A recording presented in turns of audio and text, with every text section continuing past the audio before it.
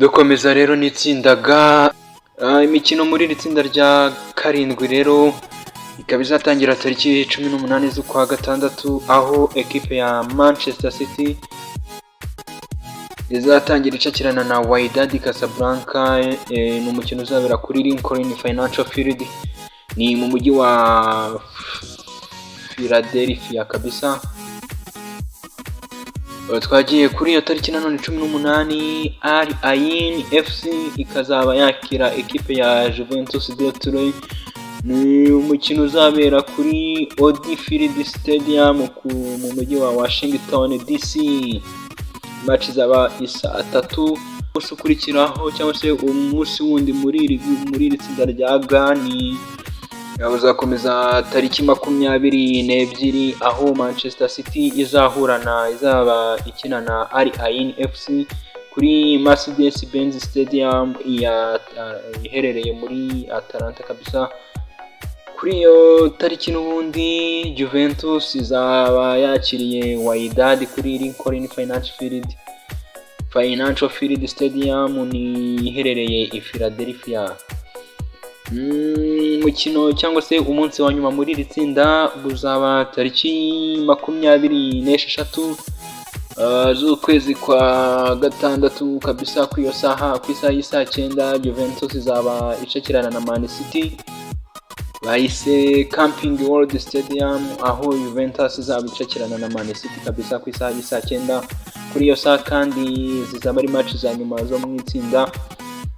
Wydad de Casablanca izaba yakira FC Al Ain FC. Ni umukino uzabera kuri Audi Field Stadium.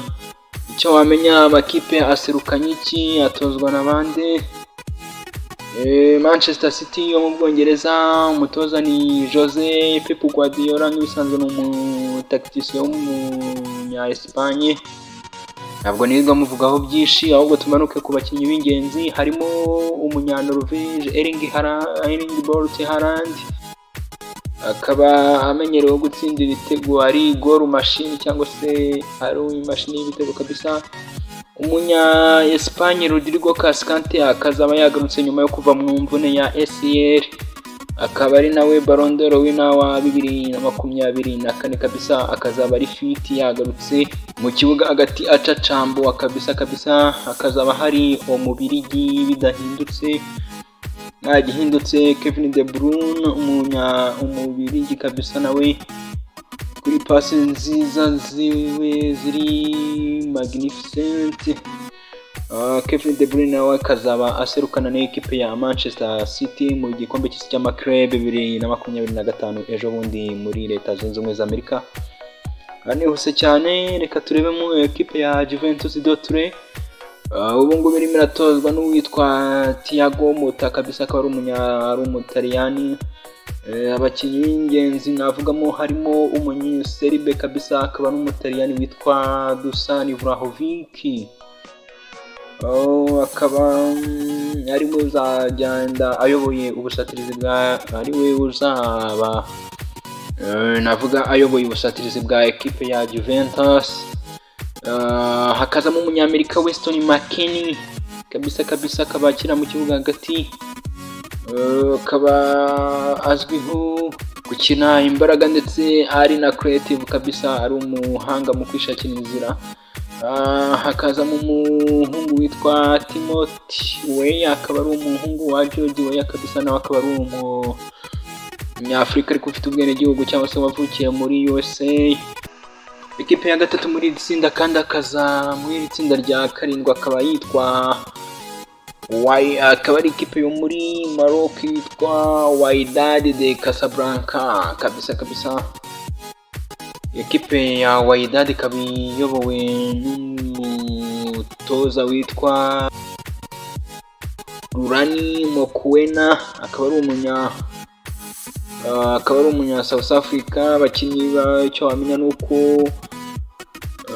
iyi Wydad yabashije kubitwara CAF Champions League mu mwaka w'ibihumbi 2022 kabisa, ari nabyo byayihesheje itike yo kwitabira kino gikombe cy'isi cy'amaklub 2025 kivuguruye, aho cyabaye cyitabiriwe n'amakipe agera kuri 32 aturutse mpuzamashyirahamwe zigengwa na FIFA zose uko ari esheshatu kabisa. Ekipe ya kane muri iri tsinda bayita Al Ain FC. Al Ain FC kabisa akaba iyobowe n'umutoza witwa Leonardo Jardim, akaba ari umunya-Portugal kabisa. Abakinnyi batatu b'ingenzi rero ikipe izaba imanukana hariya i Los Angeles, twavugamo nka bamwita Kojo Fodoho Oraba kabisa, akaba ari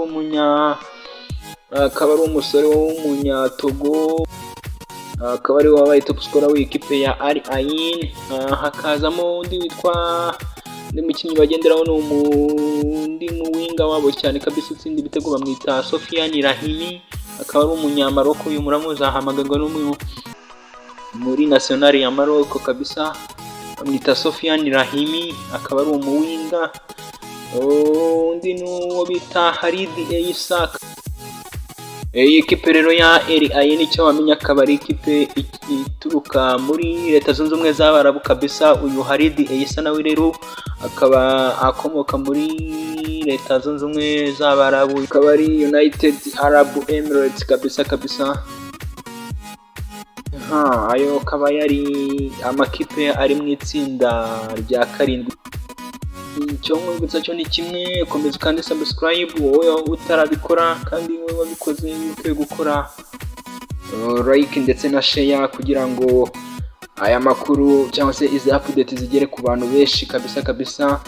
Ntuzareba imikino utazi ibyo ari byo, ahubwo uzabashe gusobanukirwa kuko ari cyo Pique ndetse yiramba nakuzaniye, ari nako ngushimira kuba ukurikiranira TV5. Kora like rero na share kugira ngo amakuru agere kure hashoboka kabisa. Nuveho gatoya mu minota mikeya ndaje duhite dukomeza n'itsinda rya nyuma group H cyangwa se itsinda H.